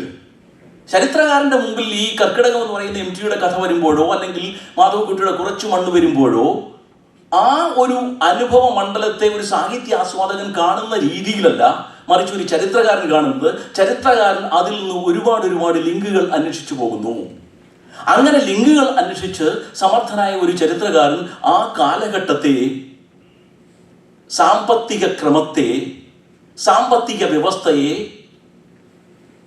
അനലൈസ് ചെയ്യുന്നു. അതുകൊണ്ടാണ് ഒരു ചരിത്രകാരന് എപ്പോഴും സാഹിത്യകൃതികൾ വലിയ അമൂല്യമായ ഒരു സ്രോതസ് ആയി മാറുന്നത്. ഒരുപക്ഷെ ഇത്തരം അനുഭവ ലോകത്തെ നമുക്ക് ഈ ഗവേഷണങ്ങളിലൂടെ മനനം ചെയ്തൊരു പക്ഷേ കണ്ടെടുക്കുവാൻ ആവില്ല. അതൊരു പക്ഷേ കിട്ടുന്നത് ഏറ്റവും, കാരണം ഒരു സാമ്പത്തിക, ഇപ്പം നിങ്ങൾക്കറിയാം, നിങ്ങൾ ചിലരെങ്കിലും ഗവേഷണം നടത്തിയിട്ടുള്ള ആളുകളുണ്ടാകാം. എൻ്റെ ഒരു പ്രിയ സുഹൃത്തുണ്ട് ഇവിടെ, അദ്ദേഹം ഈ ഒരു നോവലിൽ അദ്ദേഹം വലിയ നല്ല ഗവേഷണം നടത്തി, എനിക്ക് വളരെ ഇഷ്ടപ്പെട്ടു. അപ്പം അദ്ദേഹം ഒരു പർട്ടിക്കുലർ സബ്ജക്റ്റിലാണ് ഗവേഷണം നടത്തി. ഇപ്പം ഞാനൊരു ബോംബെയെക്കുറിച്ചൊരു ചരിത്രം, അല്ലെങ്കിൽ നിങ്ങളൊരു ഒരു മൊസാംബിക്കിനെ കുറിച്ചോ അല്ലെങ്കിൽ ടെൻസാനിയെക്കുറിച്ചൊരു ചരിത്രം എഴുതുമ്പോൾ ആ ഒരു ഇതിലേക്കാണ് പോകുന്നത്. നിങ്ങൾക്ക് ചില വ്യക്തമായ ചില കാഴ്ചപ്പാടുകൾ, ആ കാഴ്ചപ്പാടിൻ്റെ അടിസ്ഥാനത്തിലാണ് നിങ്ങൾ ചരിത്ര രചന നടത്തുന്നത്. ഒരു പക്ഷേ കീഴാള ചരിത്രം എഴുതുക, അപ്പോൾ നമ്മൾ ഫോക്കസ് ചെയ്യുന്ന കീഴാളരുടെ ചരിത്രം, അല്ലെങ്കിൽ പെൺചരിത്രം, സ്ത്രീകളുടെ വിമോചന മുന്നേറ്റങ്ങളുടെ ചരിത്രം. ഇരാം മുക്കോയി അതാണ് ചെയ്യുന്നത്. ഈ മുഗൾ കാലഘട്ടത്തിലെ സ്ത്രീകളുടെ പോരാട്ടങ്ങളുടെ ചരിത്രം ഈ ഏറ്റവും യുവ ഇന്ത്യൻ ചരിത്രകാരിയായ ഇറാം മുക്കോയി. അപ്പോൾ ആ ഒരു ഇതിലാണ് ഫോക്കസ് ചെയ്യുന്നത്. പക്ഷേ ഒരു എഴുത്തുകാരനെ സംബന്ധിച്ചിടത്തോളം അങ്ങനെ ചില ചെറിയ കോണുകളില്ല. അദ്ദേഹം വളരെ വിശാലമായ കണ്ണുകളാണ് എഴുത്തുകാരൻ്റെ. അദ്ദേഹം ഇങ്ങനെ ഏതെങ്കിലും ഒരു പ്രത്യേകതയിലേക്ക്, ഒരു പ്രത്യേക വിഷയത്തിലേക്ക് മാത്രം കേന്ദ്രീകരിക്കപ്പെടുന്നില്ല, മറിച്ച് അയാളുടെ മുന്നിൽ വലിയ വിശാലമായ ഒരു ലോകമാണ്. അതാണ് എഴുത്തുകാരനും ചരിത്രകാരനും തമ്മിലുള്ള വ്യത്യാസം. അതുകൊണ്ട് ഞാൻ പറയുന്നു, എഴുത്തുകാരൻ എപ്പോഴും ചരിത്രകാരനും ഏതേയായിരിക്കും. കാരണം എഴുത്തുകാരനൊരു മൂന്നാം കണ്ണുണ്ട്. ആ മൂന്നാം കണ്ണുകൊണ്ട് സാധാരണ മനുഷ്യർക്ക് കാണാത്ത കാഴ്ചകൾ അയാൾ കാണുന്നു. സാധാരണ മനുഷ്യർക്ക് അനുഭവിക്കാൻ കഴിയാത്ത അനുഭവങ്ങളെ അയാൾ പിടിച്ചെടുത്ത് അയാളുടെ ഭാഷയിലേക്ക് ആവിഷ്കരിക്കുന്നു, അല്ലെങ്കിൽ അയാളുടെ കലയിലേക്ക് ആവിഷ്കരിക്കുന്നു. ഇത്തരം ആവിഷ്കാരങ്ങളെ ഒരു ചരിത്രകാരൻ മനസ്സിലാക്കുമ്പോൾ അയാളുടെ ചരിത്ര രചനയ്ക്ക് വലിയ വ്യാപ്തി കിട്ടുന്നു. അതുകൊണ്ട് ഒരു ചരിത്രകാരൻ എപ്പോഴും സാഹിത്യത്തെ ആശ്രയിക്കേണ്ടി വരുന്നു. അതുകൊണ്ട് നിങ്ങൾ ഇക്കാലത്തല്ല എക്കാലത്തും എഴുതുന്ന ഏതൊരു ചരിത്ര പുസ്തകങ്ങൾ വായിക്കുമ്പോഴും അതിൻ്റെ ഗ്രന്ഥസൂചി അല്ലെങ്കിൽ അതിനുപയോഗിച്ചിരിക്കുന്ന സഹായ ഗ്രന്ഥങ്ങൾ, അതിൽ കൊടുത്തിരിക്കുന്ന നോട്ടുകൾ അത് നോക്കൂ. അതിൽ മഹാഭൂരിപക്ഷവും സാഹിത്യകൃതികൾ തന്നെയായിരിക്കും. ഇപ്പോൾ നിങ്ങൾ ഒരുപക്ഷെ കണ്ടിട്ടുണ്ടാവില്ല, സാമുവലിൻ്റെ വീട്ടിലുണ്ട് ആ പുസ്തകം, മനു എസ് പിള്ളയുടെ ഗോഡ് ഗൺസ് ആൻഡ് മിഷണറീസ്. ആ പുസ്തകം നോക്കൂ, അതിനകത്ത് ഏകദേശം ഒരു 300-400 പേജുകൾ. ഇതാണ് ഞാൻ ഒരു മനുവിനോട് ചോദിച്ചു, നീ ഇത്രയും സാഹിത്യങ്ങൾ എങ്ങനെ വായിച്ചു കൂട്ടുക? മനു ഒരു ഗവേഷണം തുടങ്ങുന്നതിന് മുമ്പ് ആദ്യം സാഹിത്യകൃതികളാണ് വായിക്കുക. അപ്പോൾ എനിക്കിത് വളരെ ക്ലോസ് ആയിട്ട്, ഇത്തരം ചരിത്രകാരന്മാരെ കുറിച്ച് എനിക്ക് അധികം വ്യക്തിപരമായി ബന്ധമില്ല. ഒരു വ്യക്തിപരമായി ആകെ ബന്ധമുള്ള ഒരാളായതുകൊണ്ടും ഫ്രീഡം ഉണ്ടായതുകൊണ്ടും ഇങ്ങനെയൊക്കെ ചോദ്യങ്ങളൊക്കെ ചോദിക്കും. ഞങ്ങളൊരു നഗരത്തിൽ ജീവിക്കുന്ന ആളുകളായിരുന്നു. പറഞ്ഞു വരുന്നത്, ഈ ആളുകൾ ഒക്കെ, അല്ലെങ്കിൽ ഈ പ്രധാനപ്പെട്ട എല്ലാ ചരിത്രകാരന്മാരും, പ്രധാനപ്പെട്ട എല്ലാ ചരിത്രകാരും ഒരു ചരിത്രം എഴുതുമ്പോൾ ആ ദേശത്തെ സാഹിത്യ രചനകളെ ആശ്രയിക്കുന്നു. സാഹിത്യ രചനകൾ കൂലങ്കുഷമായി പഠിക്കുന്നു. ആ സാഹിത്യ രചനകളിൽ നിന്ന് ലിങ്കുകൾ ഉൽപ്പാദിപ്പിക്കുന്നു. ആ ലിങ്കുകളിലൂടെ അദ്ദേഹം ആ കാലഘട്ടത്തിലേക്ക് പോകുന്നു. അതാണ് ഒരു ചരിത്രകാരന് സാഹിത്യം കൊണ്ടുള്ള വലിയ നേട്ടം, അല്ലെങ്കിൽ സാഹിത്യകൃതികൾ അങ്ങനെയാണ് ഒരു ചരിത്രകാരൻ്റെ ജീവിതത്തിൽ ഇടപഴകുന്നത്. ഞാൻ നേരത്തെ സൂചിപ്പിച്ചതുപോലെ ഈ ചരിത്രവും ഈ സാമൂഹ്യ ശാസ്ത്രത്തെ പോലെ മനുഷ്യബന്ധങ്ങളുടെയും അവയുടെ വികാസ പരിണാമങ്ങളുമാണ് പ്രധാനമായിട്ട് അന്വേഷിക്കുന്നത്. ഞാൻ നേരത്തെ പറഞ്ഞ പടയോട്ടങ്ങളുണ്ടാകാം. ആ പടയോട്ടങ്ങളെ പിൽക്കാലത്തെയുള്ള രാഷ്ട്രീയ സ്വാധീനം വികസിപ്പിക്കാനോ അല്ലെങ്കിൽ അതിനനുസരിച്ച് ഒക്കെ രൂപപ്പെടുത്താനോ അങ്ങനെയൊരു നരേഷൻ അൺഫോർച്ചുനേറ്റ്ലി നമ്മുടെ ഈ കാലഘട്ടത്തിലുണ്ട്. ചരിത്രം എന്ന് പറയുന്നത് കേവലം രാഷ്ട്രീയ ബന്ധമാണ്. പക്ഷെ മനുഷ്യബന്ധങ്ങളുടെ വികാസ പരിണാമങ്ങളെക്കുറിച്ച് അന്വേഷിക്കുന്ന ചരിത്ര രചനകളാണ് ആധികാരികമായ ചരിത്ര ഗ്രന്ഥങ്ങൾ. അങ്ങനെ ഒരു കാഴ്ചപ്പാട്, അങ്ങനെ ഒരു അവബോധം നമ്മുടെ മനസ്സിലേക്ക് കടന്നു വരേണ്ടത് വളരെ അത്യന്താപേക്ഷിതമാണ്. ഈ മനുഷ്യബന്ധങ്ങളുടെ വികാസ പരിണാമങ്ങൾ ഞാൻ നേരത്തെ സൂചിപ്പിച്ചതുപോലെ ഏറ്റവും നിശ്ചിതമായി അല്ലെങ്കിൽ ഏറ്റവും കൃത്യമായി ആവിഷ്കരിക്കുന്ന രൂപങ്ങളാണ് നോവലാദി സാഹിത്യ കഥകൾ. അതോടൊപ്പം തന്നെ ഈ തീർച്ചയായിട്ടും ചിത്രകലകൾ പോലെയുള്ള കലകൾ, ശില്പങ്ങൾ, പ്രതിമകൾ, ഇതൊക്കെയും ഇതിനെ ആവിഷ്കരിക്കുന്നു എന്നുള്ളതും ഒരു യാഥാർത്ഥ്യമാണ്. ഇനി നമ്മുടെ കാലത്ത് ഇനി മറ്റു ചില സാഹിത്യ രൂപങ്ങൾ വ്യക്തിപരമായ, ഒരുപക്ഷെ വ്യക്തിയാധിഷ്ഠിതമായ, നമുക്കറിയാം നമ്മുടെ ഈ നോവൽ തുടങ്ങുന്നത് 19-ാം നൂറ്റാണ്ടിൻ്റെ അവസാന കാലഘട്ടത്തിലാണ്. അവസാന കാലഘട്ടത്തിൽ പുല്ലേലി കുഞ്ചുവിൻ്റെ അതിനെക്കുറിച്ചൊന്നും ഞാൻ അങ്ങോട്ട് കിടക്കുന്നില്ല. നമ്മളുടെ ഒരു നോവലിൻ്റെ ഇന്ദുലേഖയ്ക്ക് ശേഷം 20-ാം നൂറ്റാണ്ടിലെ ഒരു ആധികാരികമായ നോവലിസ്റ്റ് എന്ന് നമ്മൾ വിശേഷിപ്പിക്കുന്ന സി വി രാമൻപിള്ളയാണ്. സി വി രാമൻപിള്ളയുടെ നോവലുകളെ നാം ചരിത്രാഖ്യായികൾ എന്നാണ് പറയുന്നത്. ഈ ചരിത്രാഖ്യായികൾ ചരിത്ര വ്യക്തിത്വങ്ങൾ, വ്യക്തികൾ, ഒരു വ്യക്തി അയാളുടെ ജീവിതാനുഭവങ്ങൾ എങ്ങനെ ചരിത്രമായി മാറുന്നു, അല്ലെങ്കിൽ അയാളുടെ വ്യക്തി ജീവിതം എങ്ങനെ ഒരു ചരിത്രത്തെ നിർമ്മിക്കുന്നു എന്നുള്ളതിനെക്കുറിച്ചുള്ള ഒരു പുതിയ നരേറ്റീവ് നമുക്ക് തരുന്നുണ്ട്.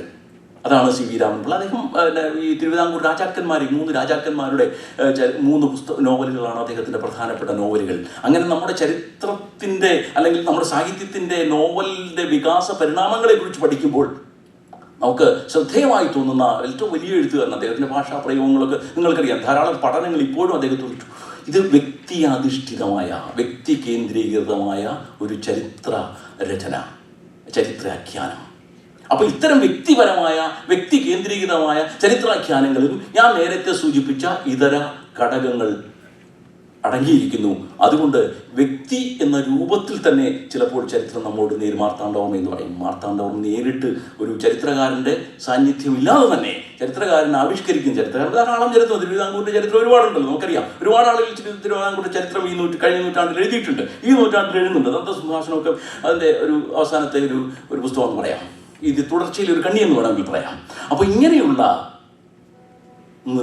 നിർമ്മാണങ്ങൾ വ്യക്തി നേരിട്ട് ചരിത്രമായി നമ്മുടെ മുന്നിൽ വന്നു നിൽക്കുന്നു. നമ്മളവർ ചരിത്ര പുരുഷന്മാരെന്ന് പറയുന്നു. ഈ ചരിത്ര പുരുഷന്മാർ മഹത്തായ സാഹിത്യകൃതികളുടെ നട്ടലായി മാറിത്തീർന്നിട്ടുണ്ട്. ഇത് പഴയകാല സാഹിത്യത്തിലുണ്ട്. ഈ ജീവിത കഥകൾ, ബാണഭട്ടൻ്റെ ഹർഷചരിതം, അതാണ് ഇതിൻ്റെ ഉദ്ഘാടനം എന്ന് പറയും. ഇന്ത്യയിൽ ബാണഭട്ടൻ്റെ ഹർഷചരിതം എന്ന് പറയുന്ന സാഹിത്യകൃതി, അതോടൊപ്പം തന്നെ ഒരു ചരിത്രകൃതി. അതിലൂടെയാണ് നമ്മുടെ രാജ്യത്ത് ഈ വ്യക്തിയാധിഷ്ഠിതമായ, വ്യക്തി കേന്ദ്രീകൃതമായ, വ്യക്തിയാധിഷ്ഠിതമായ ചരിത്ര രചന, അല്ലെങ്കിൽ നേരിട്ട് തന്നെ ഒരു വ്യക്തി സാഹിത്യത്തിൻ്റെ മുഖ്യ ബിംബം, ഒരു ചരിത്ര വ്യക്തി സാഹിത്യത്തിൻ്റെ മുഖ്യ ബിംബമായി, മുഖ്യ കേന്ദ്രമായി മാറുന്നത്. ഗുപ്തകാലത്തും ചോളകാലത്തും മുഗൾ കാലഘട്ടത്തിലുമൊക്കെ ഇത്തരം സാഹിത്യ നിലവാരങ്ങൾ, സാഹിത്യത്തിൻ്റെ ഉന്നതമായ നിലവാരം പുലർത്തുന്നതിൽ ചരിത്ര വ്യക്തിത്വങ്ങൾ വലിയ പങ്ക് വഹിച്ചിട്ടുണ്ട്. അല്ലെങ്കിൽ ചരിത്ര വ്യക്തിത്വങ്ങൾ ഡയറക്റ്റായിട്ട് സാഹിത്യത്തിലേക്ക് പ്രവേശിച്ച് ഒരു സാഹിത്യ രൂപമായിട്ട് തന്നെ നിലനിൽക്കുന്നതും അത് ഉന്നതമായ ഒരു സാഹിത്യ കൃതികളായി മാറുന്നതും നമ്മൾ കണ്ടിട്ടുണ്ട്. അതുകൊണ്ട് ഇത്തരം കാലഘട്ടത്തെ മനസ്സിലാക്കാൻ ഇത്തരം വ്യക്തികളെ, അതോടൊപ്പം തന്നെ നേരത്തെ സൂചിപ്പിച്ച സാഹിത്യ കൃതികളെ കുറിച്ച് നാം മനസ്സിലാക്കേണ്ടതുണ്ട്.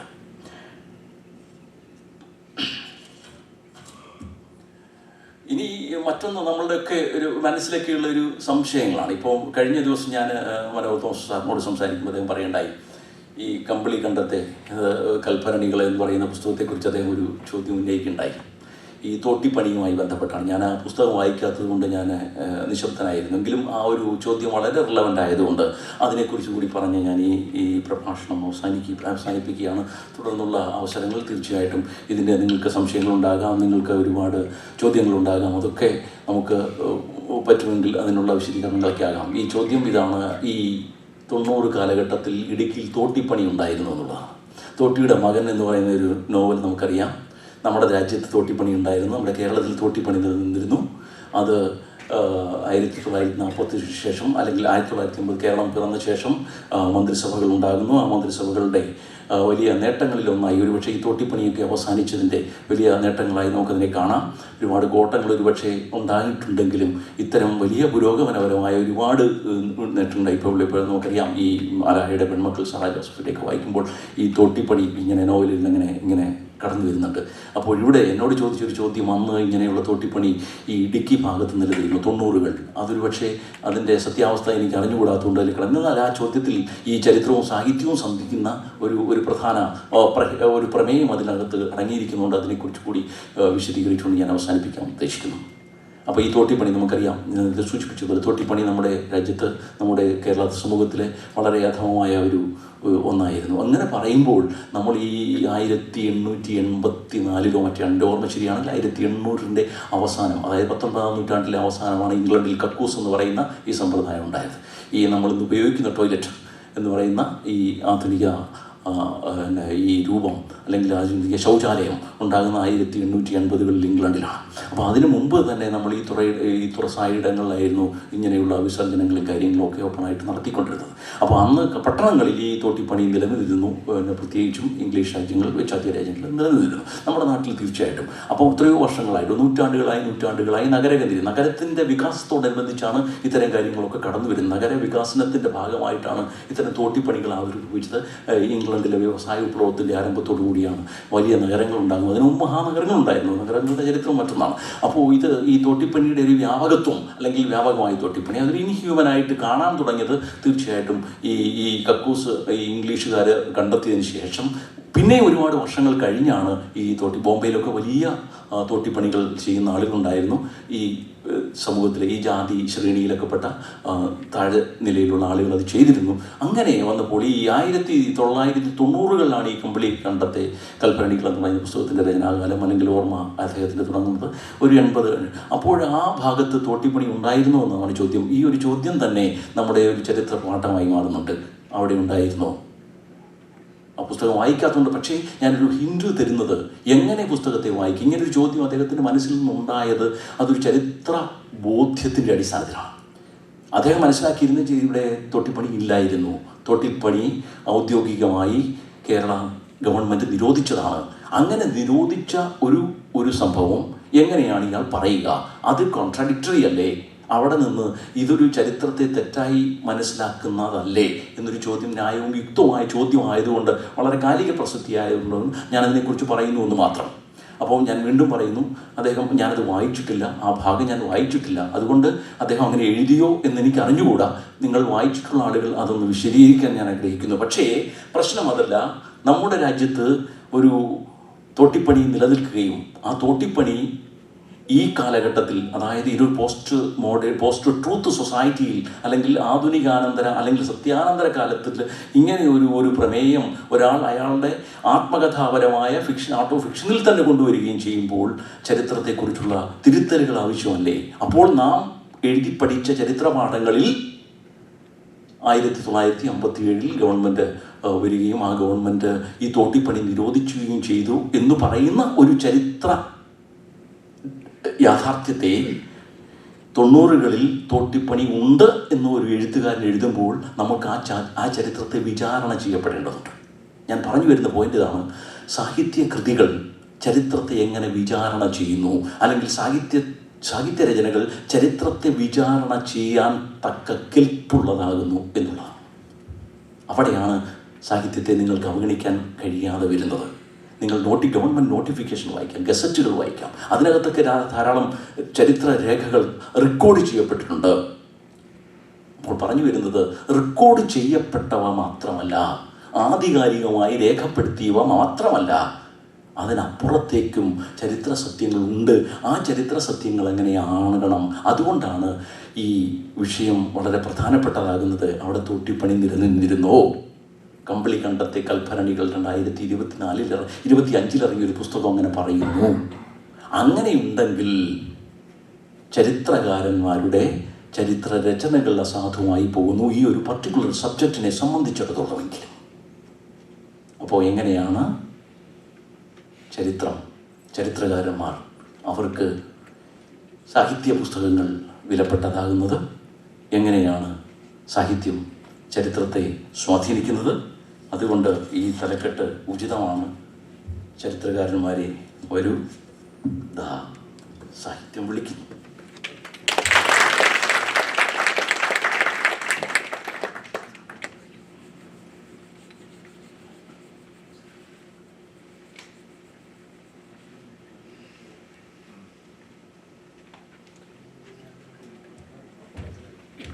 സമൂഹം എവിടെയോ നോക്കായിരുന്നു. സമൂഹം ഇവിടെ ഇല്ലാന്ന് തോന്നുമ്പോൾ ഞാൻ പിള്ളയെ കഴിഞ്ഞിട്ട് വേണോ